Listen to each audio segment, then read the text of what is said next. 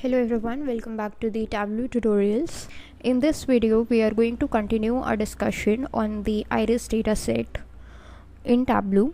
So this is what we got in the previous video. That is the data on the basis of the petal width and the petal length. And as soon as we brought this species into the colors part, these are the three clusters we got. Now what is this cluster? If you take a look at this blue portion, let me just select all of that. So this is a blue portion, and we can just a second, we can just click on keep only if that's possible. Okay, that's not possible. So let's just work this way. So this blue portion is selected, right? That means all the data points which have a lower petal length and a lower petal width are in this iris setosa species, right? So they are given a cluster, means they are collected together. So if any new data or if any new point occurs like over here or over here that is near to this cluster, then our system or our machine learning algorithm would be able to classify it as iris setosa.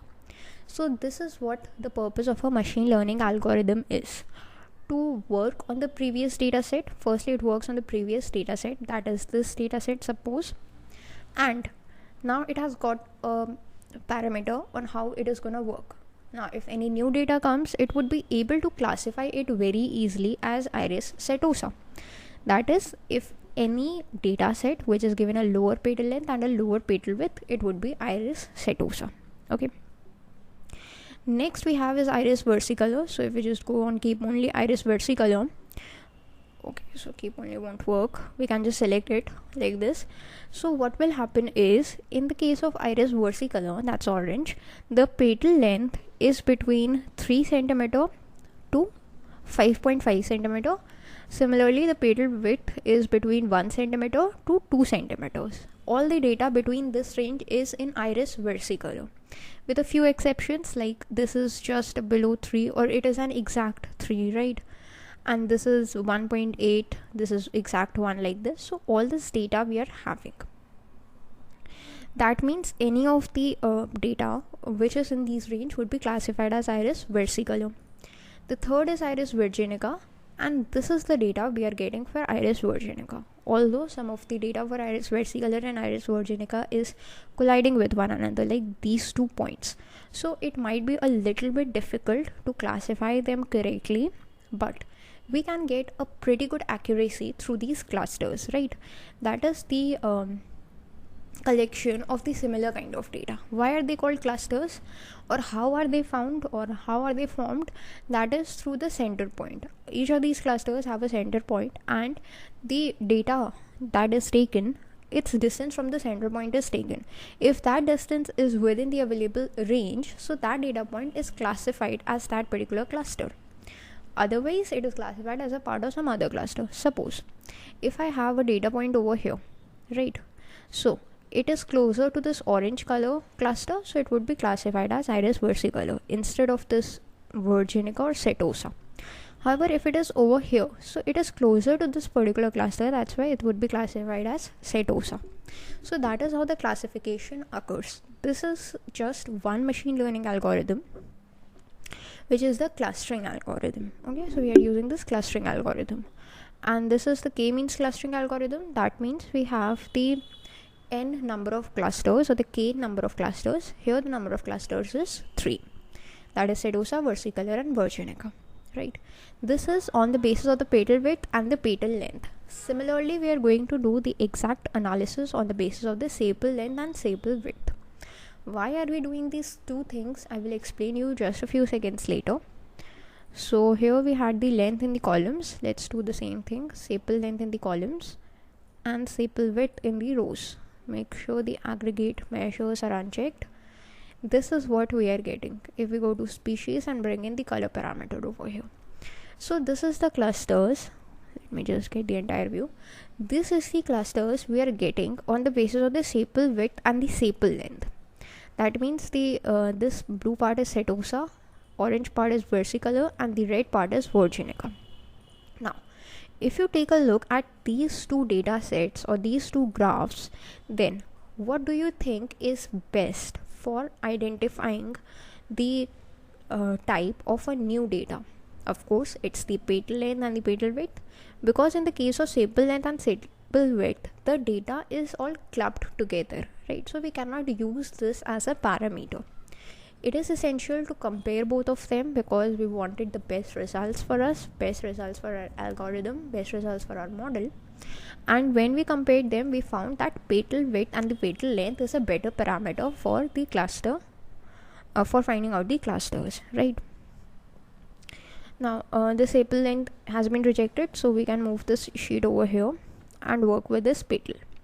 This is the data that was given to us. Now what happens is, we are going to create a machine learning algorithm and allow it to find this out on itself. Okay, so what are we going to do? We are going to create the ML algo. This is the ML algo. It would be created on the basis of the petal length and the petal width. Just make sure that the length is in the columns in the actual data as well. Yes. Same, go to analysis, uncheck the aggregate measures. So this is the data and we have to classify it. So how do we classify it? Using machine learning algorithm, you need to go to this analytics tab. Here we have this cluster in the models. You see, this is the models. That means it is a machine learning models. And here we have a clusters. So if we just open it up, these are the variables that it has taken, and if you want a specific number of clusters, you can specify that, otherwise it automatically takes it. And automatically it has identified 3 clusters. Let me just change it to entire view. This is what our algorithm has predicted. Our algorithm has predicted that this is cluster number 1, this is cluster number 2, and this is cluster number 3. This looks a very good prediction. However, there is some issue in this. Like if you just go to this actual data and you see that these two, this is a red color Virginica, this is also a red colored Virginica. However, in the case of machine learning algorithm, this is also taken in cluster 2 and this is also taken in cluster 2, which means of course the data is not 100% accurate.